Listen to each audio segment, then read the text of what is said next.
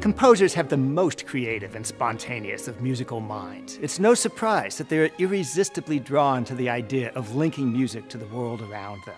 As far back as the Renaissance, there's music that describes battles. The weather, of course, is always a favorite topic. Vivaldi's Seasons portrays thunder, lightning, snow, ice, falling leaves, not to mention numerous barnyard animals. And of course, Beethoven's Pastoral Symphony was a landmark in incorporating descriptive elements into a symphonic form. The idea of program music, music that describes some extra musical element, was a perfect vehicle of expression for composers of the Romantic era. The genre of program music surely reached its apex in the music of the late German romanticist Richard Strauss. Strauss wrote program music based on folk tales, on philosophy, on mundane experiences like a day in his domestic life, or exalted experiences like scaling mountain peaks.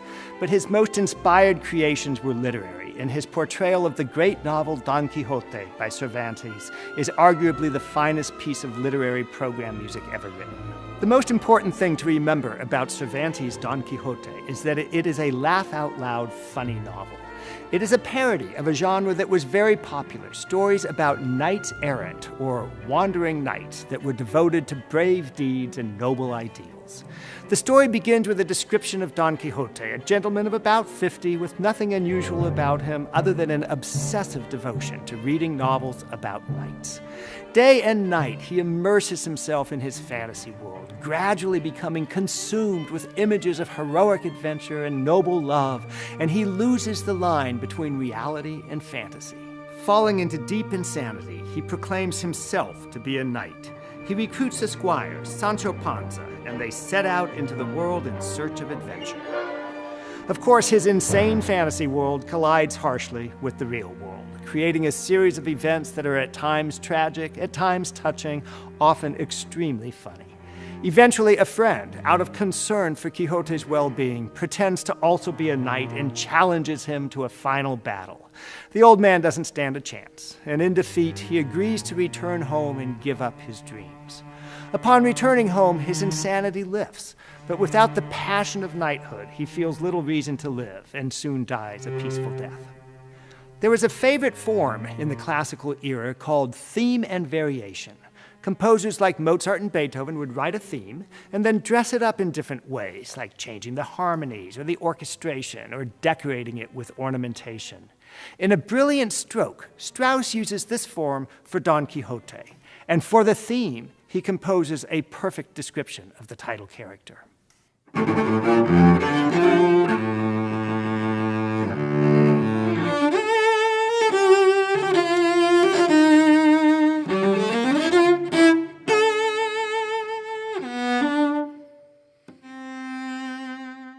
I see this person as a very grandiose character, full of temper, with a certain elegance as well in there, but a really unstable character.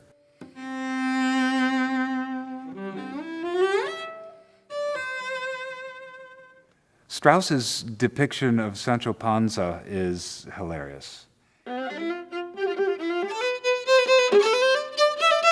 He shows Sancho Panza as a loquacious fellow, always thinking out loud, so the tongue is always wagging.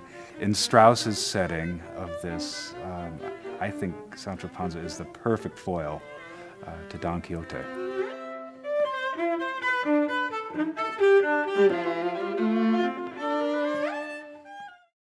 After establishing the themes for Don Quixote and Sancho Panza, Strauss turns to the variations, a series of 10 episodes drawn from the novel.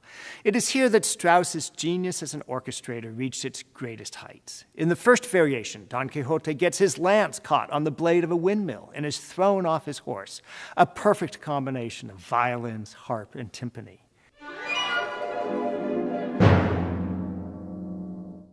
In the second variation, Don Quixote attacks a flock of sheep, thinking they are a grand and glorious army.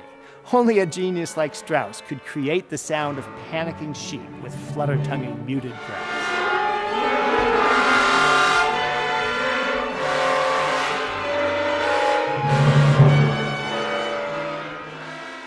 And later in the piece, Don Quixote flies through the night on a wooden rocking horse, accompanied, of course, by a wind machine.